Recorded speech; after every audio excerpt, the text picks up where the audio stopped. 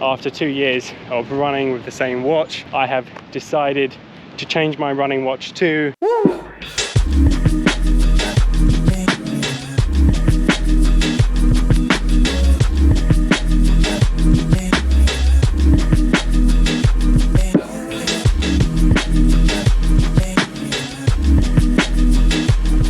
wow, what an intro. Thank you so much to Jacob Adam for the music, for the animations, for the sound effects that will be in these videos from now on. Thank you so much, Jacob Adam. Do check out Jacob's work down in the description below. But without further ado, let's get this episode started. You saw the title, you know what's happening. This is all about recovering from, boy oh boy, the marathon. From the 42Ks, from the 26.2 miles that happened last Sunday. It's now Thursday the following week and I'm back out running. Here's what I did. Now, I should state before we get started that this is only my second marathon. I am by no means a genius when it comes to marathon recovery, what you should and shouldn't do. I'm just here to give you my experience, and yeah, I hope it makes for an entertaining video. But let's get started on 5 things that I've done in this marathon recovery week, I guess fortnight, that I wish that I knew to do back in my first marathon recovery back in April. Let's get started, shall we? So, starting us off with number 1 on this very windy day here in South Australia. Give yourself a big pat on the back. Yes, that's right, no matter how good or bad the marathon went, whether you finished, whether you got the time you wanted, give yourself a pat on the back, because believe me, you deserve gratitude, you really do, and you deserve an applause for turning up on the day on the start line and giving it a go, because yeah, what an incredible feat it is that you've just undertaken. So be sure to congratulate yourself. For me, I finished this most recent marathon about 9:30 in the morning. It was a really early start, so yeah, I had the whole day really just to soak up all of the excitement and the just support that was there on the day. It just felt so good, and just taking the time to reflect on it, that was the reward for all the hard months of training, and the early mornings, the rainy days, that was a real victory lap. So be sure to have gratitude. If you are just preparing to run your marathon, please go out with a smile on your face, because it's going to be hard, it's going to be tough, but if you keep that smile on your face, nothing will get you down. That'll power you through. And I think if we fail to find gratitude in the things that we do, the small things and the big things, I think it's really hard for us to gain an idea of where we're at on the bigger picture. I think the more gratitude we can find, the more peaceful our journey is, and ultimately, the more happiness we can find in this life. So tip number 1, give yourself a pat on the back, find some gratitude. You will thank yourself later, no pun intended.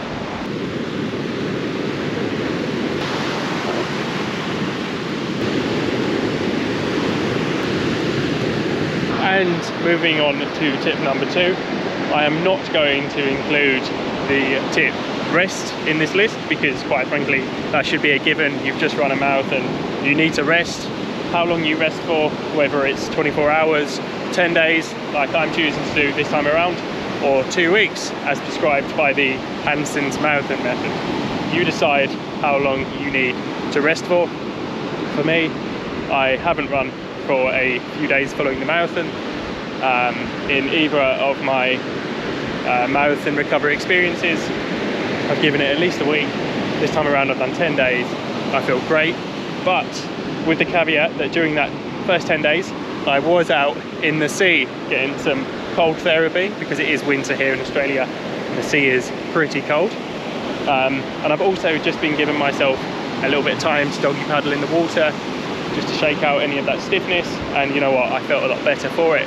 But because telling you guys to rest was a bit of a cop out of a tip, because really, I said that this video was about my experience, telling you my things that I wish I knew back in April, and that is to spend this time doing something you wouldn't be doing if you were in a marathon training block like you've just been in, or you're in currently getting ready for your marathon. And my thing that I certainly didn't do while I was training for a marathon was get out and enjoy the waves. Now, I don't really have any experience in the sea. I did a bit of skateboarding as a teen, but yeah, in terms of surfing, I've got now experience. So I have been what we call boogie boarding here in Australia, or Aussie boarding probably anywhere else. But yeah, I've been having so much fun out on the bodyboard. And do I get any physical gain from doing this? Probably not. Am I likely to injure myself? Probably. I did get hit in the face by the boogie board the other day and I cut my nose, but what I have got is just so much mental stimulation while I'm not out running. And actually I probably really needed this, because I've been running sort of 8.5 hours a week for the last 3 months, and suddenly not having running in my life, yeah, you know, it's been a bit of a shame. And to mentally switch off and to stimulate myself, it's been quite difficult. So actually, instead, finding the activities, I would probably recommend doing an activity that you're likely to avoid injury in, or I should say less likely to get injured doing. So maybe boogie boarding is a bad idea for me, but I will say just finding something that's just going to help you just, you know, whatever you get from running, whether you're relaxing, winding down, or, you know, maybe that's your excitement in the day, you know, whatever you can do to help find that thing, I'd recommend it. That's tip number 2.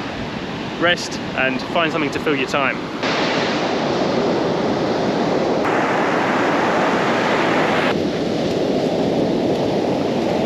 And moving on to tip number 3. Whoa, this camera's way too zoomed in. One moment. Yeah, that's much better.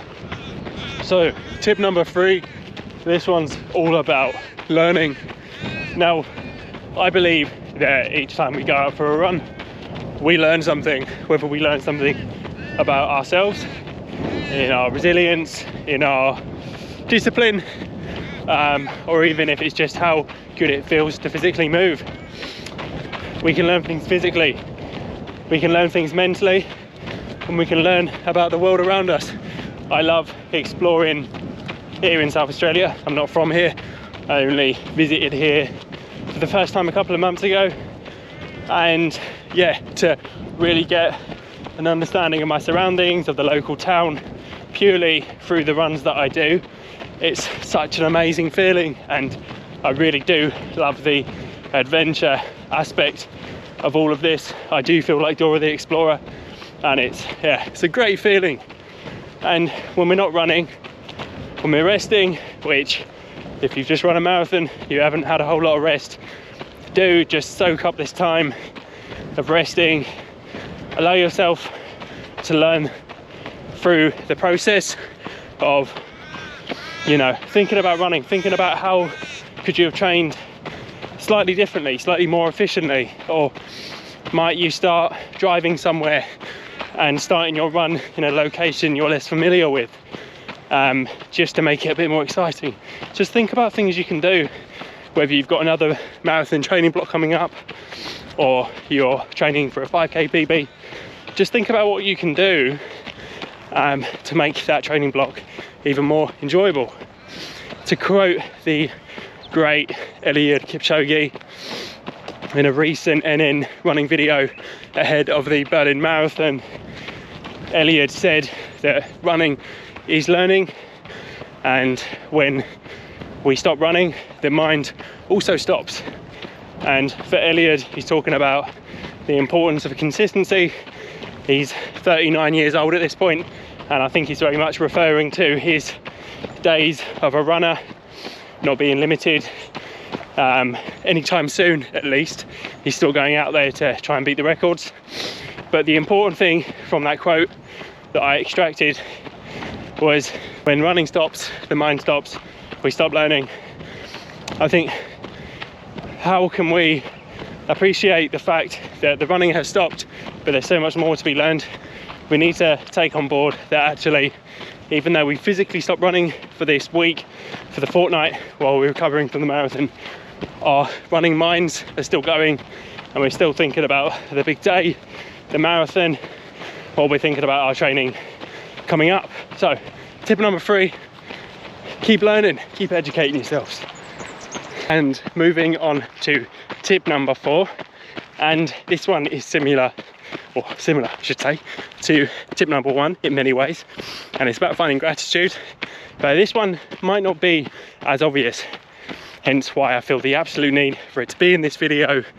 And this, well, I need to hear this more often, because really I think it often goes unnoticed, and that is just thank those around you that have supported you during this time.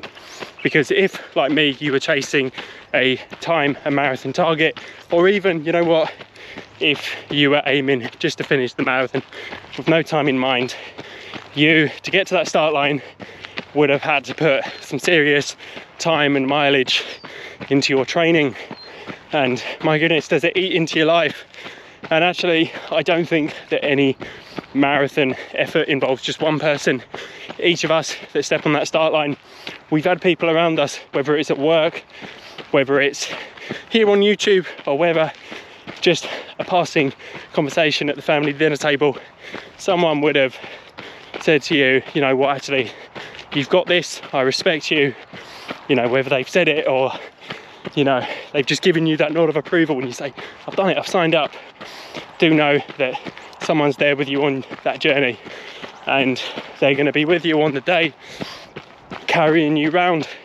In my example, I moved to Australia, as I mentioned a couple of months ago.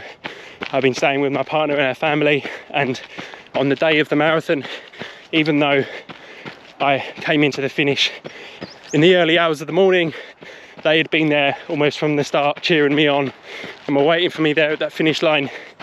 And they supported me all through my training when I'd been out running in the afternoon, and they'd pushed back dinner slightly to wait for me while I was out running, or when they were sat at home worried while I was running out in the dark. You know, it's support like that that really can't go unnoticed. And actually, I couldn't have run my time without the support of the family I have around me, my friends and family, the comments I've got here on YouTube. I've really got so many people to thank, and honestly, if you've encouraged to support me in any way, it hasn't gone unnoticed. I promise you that. This is a group effort. No person gets over that line on their own, and well, I can't express my thanks enough to you all. But tip number 4, find gratitude for those around you. And moving on to tip number 5, last but not least, and this one I guess comes with a pinch of salt, because this is about picking your next challenge. But I will say there's a caveat here, and that is, don't feel any pressure to set this challenge into place too soon after your marathon, because I will tell you that probably 90% of us that finish a marathon will run into marathon blues. You've set the date in the diary probably months in advance, you've executed it, or you're about to execute it, and then you're left with a load of time to rest, to watch this video of course, but also all of the excitement's done, and what's next? Of course, there is a little bit of a mental burden there for all of us. I mean, I was about to say for me, but I do think that this is a shared thing, and it can be difficult. Now, personally, when I ran my first marathon back in April, I had already booked in to run this marathon here in Australia. So before I'd even finished my first ever marathon, I was booked in for a second. Now, this really helped me stay relaxed on the day. I almost knew that I had a second chance if things didn't work out, although it sounds wrong to say it like that, but there was, you know, definitely a bit of weight off my shoulders that day. But I will say that finishing the marathon in Brighton earlier this year, and actually picking up an injury straight after, was really quite difficult to absorb actually, and to accept. So I will say, just give yourself a bit of time. You'll know when the time's right, and you'll know what the right challenge is for you next. Just, you know, if you finish the marathon, you cross the line and you said, I'm never going to do that again, know that that's a really common thing to feel. I actually think you're pretty mad if you don't feel that after the first marathon line you cross. I certainly finished and thought, I don't think I can ever do that again. and here I am. I've run another one about 5 months later. Give yourself time, you'll know what you need to do next. I personally am quite interested in chasing the 10k and the half marathon distance next, although I do have some exciting news regarding my next marathon training block, which I will talk about very soon on the channel. Please subscribe if you haven't already to hear all about that. But yeah, just to reflect, tip number 5, it will help you to keep your motivation high, keep those marathon blues away or at bay, just by getting another date in the diary. It can be a 5k, it can be a mile time trial, but you know, just sign up for something, just so there's something in your diary when you're physically ready. Just start working, chipping away towards. So those are my 5 tips on recovering from the marathon distance. Congratulations again if you've taken on the feat. I absolutely take my hat off to you. It's, yeah, such a bloody difficult thing. Wow. If you're just about to take on the marathon for the first time, oh, I'm envious of you. What an amazing feeling it is to start your first ever marathon. Just do it with a smile and enjoy every second of it. And once you've crossed that line, no matter what time, no matter what state your body's in, just know that you've joined the club, a very exclusive club. I think only about 1% of all people ever run a marathon, so congratulations. Just as an added extra for this video, I have decided to change my running watch after 2 years of running with the same watch. I think it's about time to actually buy something a little bit more suited to me. So I have decided to change my running watch to the Coller Pace 2. Now, the immediate advantage I found in this watch over my Garmin Forerunner 45 was that, firstly, the Coller Pace 2 is waterproof, which is a massive advantage because I can actually take it swimming. But amazingly, it's got a swimming mode on it and an outdoor swimming mode. So this is fantastic when I'm out in the sea, boogie boarding or swimming. It's just a great thing to have. It's also got a treadmill mode, so this is killer. But with that being said, I haven't actually used this watch for more than one run. I've actually just done my first run with it, so I will follow up this video at some point with a more extensive review of the Coller Pace 2. But I will say that my first impressions of the watch are, yeah, I'm stoked with it. I'm so happy with it. And I actually bought the watch second hand. I got it for 140 bucks. It's about 75 or 80 quid in the UK. But yeah, really pleased with the watch for that money. But as I said, guys, if you enjoyed this video, please consider leaving a like and a comment down below. It really does help the channel get seen by more people. Similarly, if you haven't subscribed already, please do consider subscribing. As always, find gratitude, find peace. Thank you so much for watching, and yeah, I'll for sure see you in the next one.